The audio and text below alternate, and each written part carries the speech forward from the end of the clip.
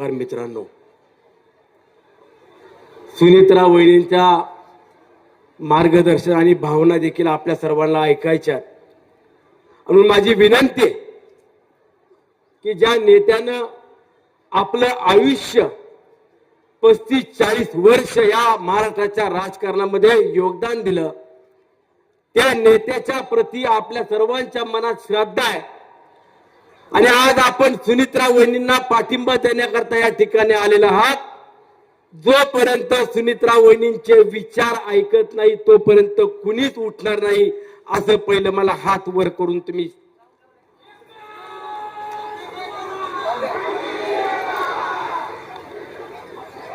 हीच प्रामाणिकता आणि हाच पाठिंबा पाहिला. खरं तर वहिनी, मी या ठिकाणी आज आलोय. गाडीतून सकाळी येत असताना माझ्या सोबत जिल्ह्याच्या अध्यक्षांना आम्ही सगळी मंडळी एकत्र आलो आणि ज्या वेळेला जेजुरी सोडली त्यानंतर मनामध्ये एक भावना व्यक्त झाली. आपण बारामतीला पोट निवडणुकीच्या प्रचाराच्या निमित्तानं चाललोय, परंतु जाता जाता आपल्याला जर फोन आला आणि सांगितलं बारामतीची पोट निवडणूक रद्द झाली आणि बारामतीमध्ये दादा आले, हे जर पावलं आणि हे जर आपल्याला पाहायला मिळालं तर आपल्या आयुष्यात सगळ्यात मोठा सोन्याचा दिवस असता. नियती सुद्धा किती क्रूर आहे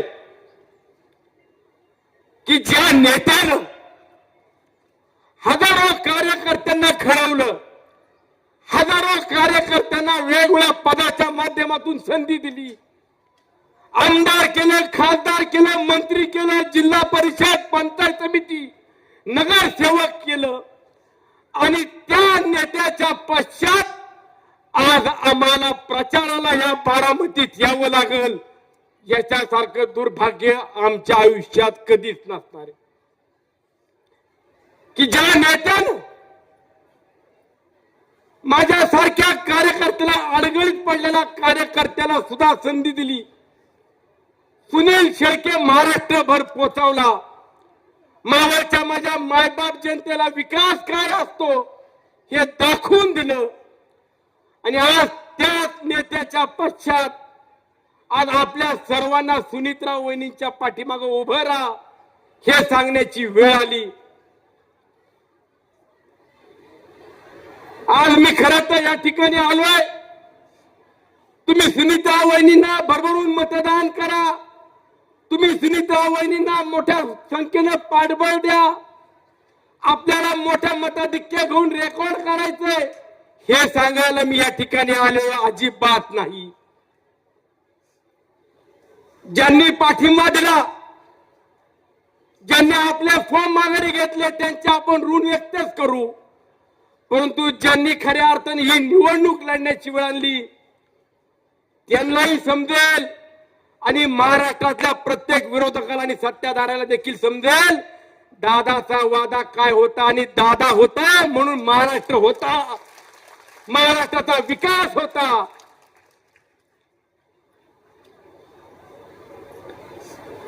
अवघ्या दादाच्या जाण्यानंतर 4-8 दिवसातच आरोप प्रत्यारोप सुरू केले. सुनित्रा वहिनींनी का शपथ घेतली, का घाई केली. आज बारामतीकर तुम्हाला सांगतो, लहान तोंडी मोठा घास घेत असला तरी माफ करा, परंतु आम्हा सर्व आमदारांचं भवितव्य, दादांवरती प्रेम करणाऱ्या लाखो कार्यकर्त्यांचं भवितव्य हे ज्या वेळेला दादा गेले त्यावेळेला अंधारमय झालं होतं. ते अवघ्या 4 दिवसामध्ये प्रकाशात आणण्याचं काम या आदरणीय सुनित्रा वहिनींनी केलं. स्वतःचं दुःख, स्वतःच्या वेदना बाजूला ठेवून पक्षातल्या नेत्या मंडळींनी सांगितलेला शब्द पार पाडला. आज राज्याच्या उपमुख्यमंत्री, पक्षाचं अध्यक्षपद हे कुणाकडे जाईल, कोण मंत्री होईल हे आपल्याला माहित नव्हतं, परंतु दादांचं असलेलं कर्तृत्व, दादांचं असलेलं योगदान, त्यातून सुनित्रा वहिनींना देखील आपल्याला संधी देता आली. आज मुख्यमंत्री उपमुख्यमंत्री म्हणून सुनित्रा वहिनी झाल्या, पक्षाच्या राष्ट्रीय अध्यक्ष झाल्या. अनेक ठिकाणी दादांच्या जाण्यानंतर जिल्हा परिषद पंचायत समितीच्या निवडणुका पार पडल्या आणि दादांच्या फक्त फोटोवरती आणि सुनित्रा वहिनीच्या निर्णयावरती महाराष्ट्रामध्ये राष्ट्रवादी काँग्रेस पक्ष हा दुसऱ्या क्रमांकाचा पक्ष म्हणून आपल्याला जिल्हा परिषद पंचायत समितीत पाहायला मिळाला. परंतु एक खंत व्यक्त करावीशी वाटते,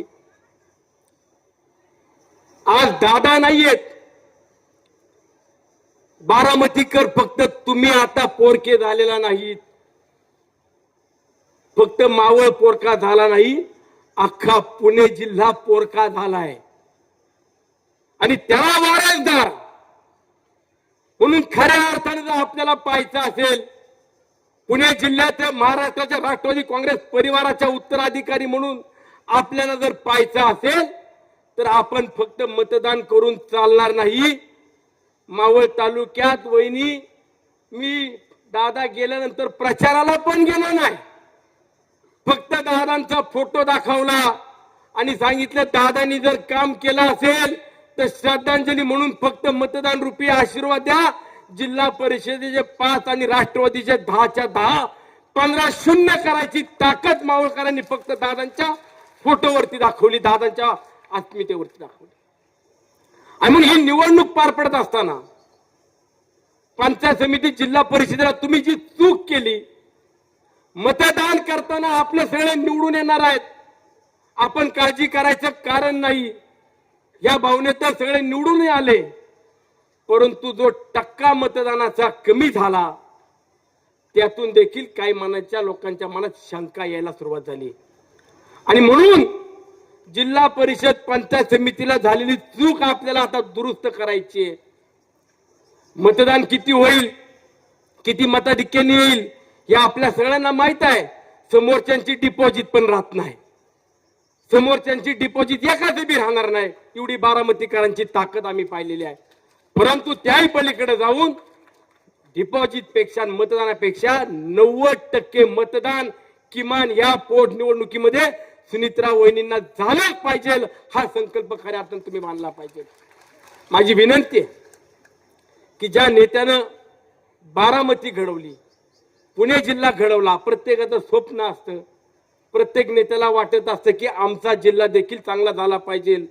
आणि हा पुणे जिल्हा ज्या वेळेला दादांच्या नेतृत्वामध्ये मागील 35-40 वर्ष घडत होता, त्यावेळेला ग्रामीण भाग असेल, शहरी भाग असेल, महापालिकेचं कार्यक्षेत्र असेल, या भागात देखील दादांनी अनेक योजना आणल्या, अनेक प्रकल्प आणले, शेतकऱ्यांकरता योजना आणल्या, माझ्या आया बहिणींकरता योजना आणल्या.